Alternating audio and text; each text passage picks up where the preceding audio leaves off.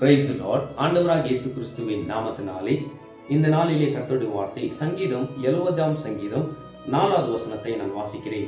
உம்மை தேடுகிற யாவரும் உம்மில் மகிழ்ந்து சந்தோஷப்படுவார்கள். தேவனுடைய பிள்ளைகளே, உம்மை தேடுகிற பிள்ளைகள் உம்மில் மகிழ்ந்து சந்தோஷப்படுவார்கள் என்று பக்தன் சொல்கிறார். தேவனுக்குள்ள இருக்கிறது தான் சந்தோஷம், தேவனுக்குள்ள இருக்கிறதா மன மகிழ்ச்சி என்று நெகோமியா 8:10 சொல்லுகிறது. கர்த்தருடைய பிள்ளைகளே, இன்னைக்கு நம்ம சந்தோஷத்துக்காக எங்கெங்கேயோ ஓடிக்கொண்டு இருக்கிறோம். அந்த இடத்துக்கு போனா எனக்கு சந்தோஷம் கிடைக்கும், இந்த இடத்துக்கு போனா எனக்கு சந்தோஷம் கிடைக்கும். இன்னைக்கு சண்டே, இன்னைக்கு சபை முக்கியம் அல்ல, எனக்கு ஃபங்க்ஷன் தான் ரொம்ப முக்கியம், எனக்கு இந்த இடத்துக்கு போனாதான் ரொம்ப முக்கியம், எனக்கு ஃப்ரெண்ட்ஸுங்கள்கிட்ட ஊர் சுத்த போனாதான் ரொம்ப முக்கியம், அதுதான் எனக்கு ரொம்ப வாழ்க்கையில ரொம்ப ரொம்ப சந்தோஷம் என்று எண்ணாதீங்க. கர்த்தருடைய பிள்ளைகளே, அது சந்தோஷம் அல்ல. கர்த்தருக்குள் இருக்கிறது தான் சந்தோஷம் என்று பைபிள் ரொம்ப தெளிவா பேசிக் கொண்டிருக்கிறது.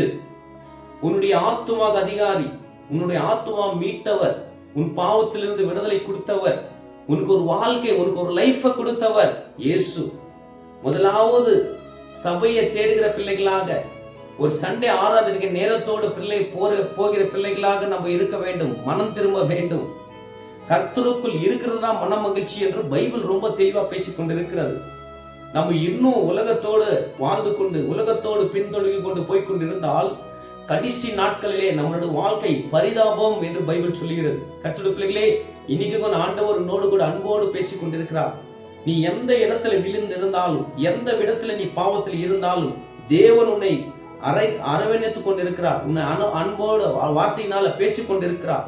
இன்னைக்கு எப்படியாப்பட்ட நிலைமையில நீ இருந்தாலும் கர்த்தர்கிட்ட நீ வரும்போது அவர் உன்னை புது மனுஷனாக மாற்றுவார். நீ நல்லா இருந்தா உங்க குடும்பம் நல்லா இருக்கும், நீ நல்லா இருந்தா உங்க பிள்ளைகள் நல்லா இருப்பாங்க. நம்மளே நல்லா இல்லாவிட்டால் நம்ம குடும்பம் எப்படி இருக்கும், நம்ம பிள்ளைகள் எப்படி இருப்பாங்க யோசித்து பாருங்க.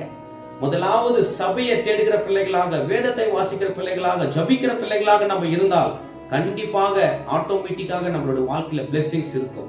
கர்த்தர் இந்த வார்த்தை மூலமா உன்னோடு பேசினான்னு நான் விசுவாசிக்கிறேன். கர்த்தர் தாமே உன்னை ஆசீர்வதிப்பாராக. ஆமென், ஆமென், ஆமென்.